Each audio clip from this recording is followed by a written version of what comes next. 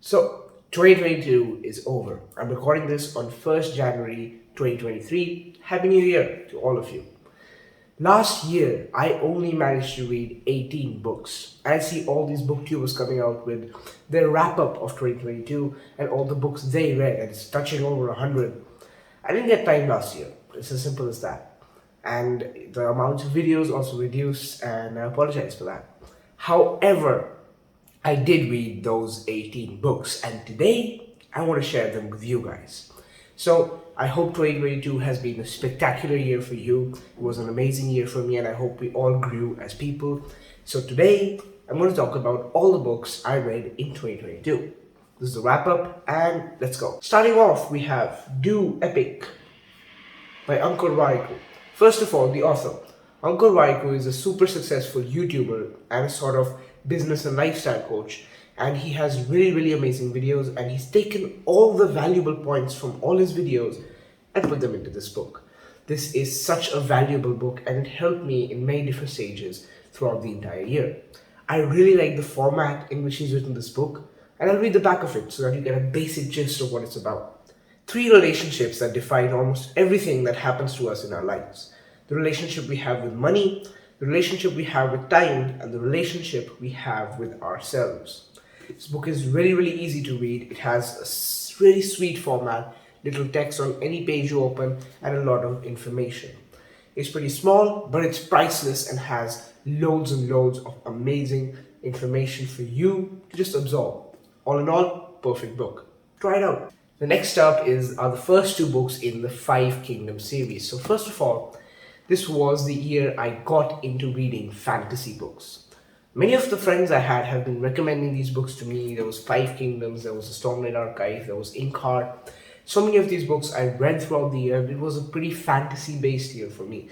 And usually these books are massive. However, I really like the first 2 books in the 5 Kingdoms series. There are a total of 5. And I managed to get through the first 2. And this was pretty recent, about 4 months, I guess, back. And yeah, it was fun to read both the first books. So if you want a gist of what's happening, I'll talk about it. The main character, he was just trying to have fun with his friends on Halloween, and then they go into a haunted house and they get whisked into a different world through a secret passageway. They are no longer in Arizona. He's come to a place called the Outskirts. So basically, he's been shifted or sent over into a fantasy world, and he's trying to adapt, learn there, live there, and get all his friends back home. The only one problem which I mentioned in my book review for this is that the characters seem a little too young for the things that they are doing. 10 and 11-year-olds are fighting giant scorpions and flying around with swords, but it's a fantasy world and it all works. Brandon Mull, who is the author, has described everything in such a perfect manner. And even though it's a fantasy book, it's not hard to read. The vocabulary is pretty okay for everybody, and it's not too long, so you can get through it really fast. The font's also not too small, and you will 100% enjoy this book. Grab it whenever you have the chance. Next up, we have arguably one of my favorite books which I read in 2022. Not the best, but comes in at a close second. Ready Player One by Ernest Cline. Now, why do I like this book? Because it shows us what will happen if our world is entirely run by technology. What will happen if our world becomes a dystopian place where everything is condensed into one video game. People go to school in that game, people go to work in that game. It's a virtual reality world, and the real world is messed up. There's also a movie on this, directed by Steven Spielberg with the same name. Coincidentally, Steven Spielberg was also mentioned as a reference in this book. This book is full of 1980s pop culture references, and that might be a little bit of a downer for those of you who are not going to get those references. I myself did not get many of those references, or I didn't get 90% of all the references, to be very honest.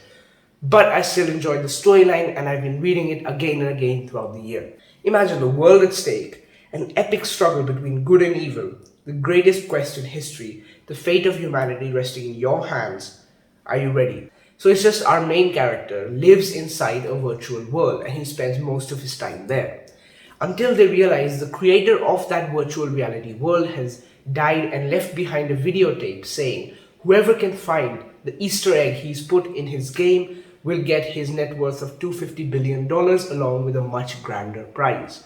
And this starts the massive egg hunt across the virtual reality world known as the Oasis. And the main character makes history by being the first person to take the first step by solving the first clue and starting the race to the Easter egg. And it's such a nice thriller, action-packed book, and it really makes you question, this could be real. This could happen. If our world becomes technologically run, the big companies and the technology companies will be the companies ruling the world, and we'll have to fight for survival. It's a really, really interesting book, and those of you who haven't read it, I would definitely recommend it to all of you. My second favorite book in 2022. Moving on to the next. Project Hail Mary by Andy Weir. So for those of you who don't know and don't follow my channel, or if you're first time viewers, welcome by the way. I reviewed this book in my last video. And if you don't know who the author Andy Weir is, he's also the author of the super successful book The Martian, which also had a really successful movie made on it. Similar to that, we have Hail Mary, Project Hail Mary. And coincidentally, Ernest Cline, who I just spoke about in Ready Player One, has also commented on this, saying it's original, compelling, and fun. So I'm going to read the back of the book so that you basically understand what it's all about. The main character, Ryland Grace, is a sole survivor on a desperate last chance mission, and if he fails, humanity and the Earth itself will perish. Except that right now, he doesn't know that.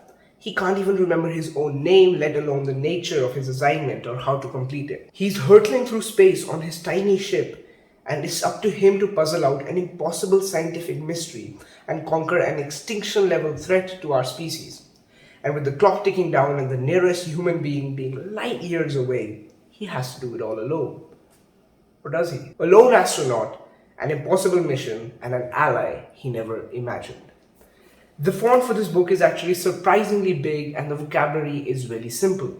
And even though this looks pretty big, you can get through it really fast and you will really, really enjoy it.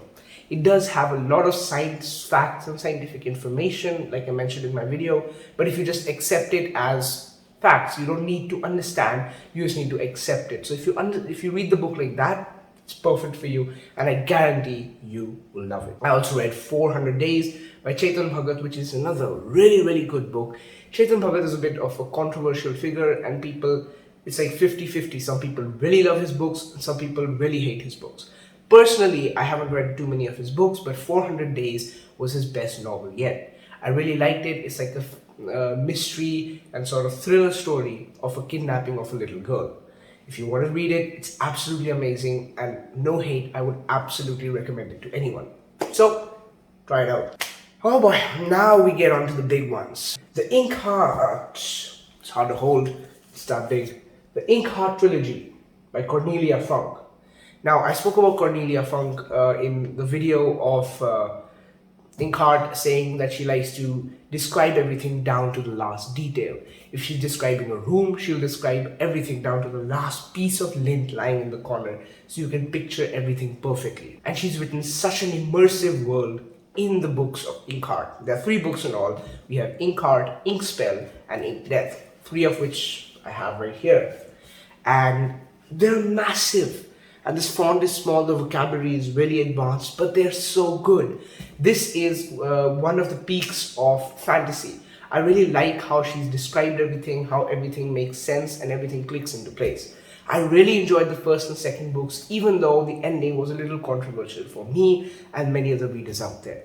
I really, really enjoyed it, and if you haven't read any books by Cornelia Funk, you should look it up, read about it, read about her, and maybe try this book along with Dragon Rider, which is another amazing book that she's written.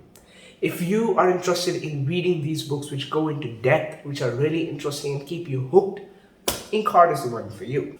Okay, now for those of you who've been waiting for this, even if there's none of you, I have. The book which I spoke about the most this year, the series that I was obsessed with and I couldn't get over. We have the Stormlight Archive by Brandon Sanderson. The weird thing was, all the people I know, my friends, my family, had never heard of Brandon Sanderson, and when I looked it up online, he is a really, really successful and famous author. It was weird that I had never heard of him before this year, and I discovered the entire series of the Stormlight Archive, and I sat down to read it.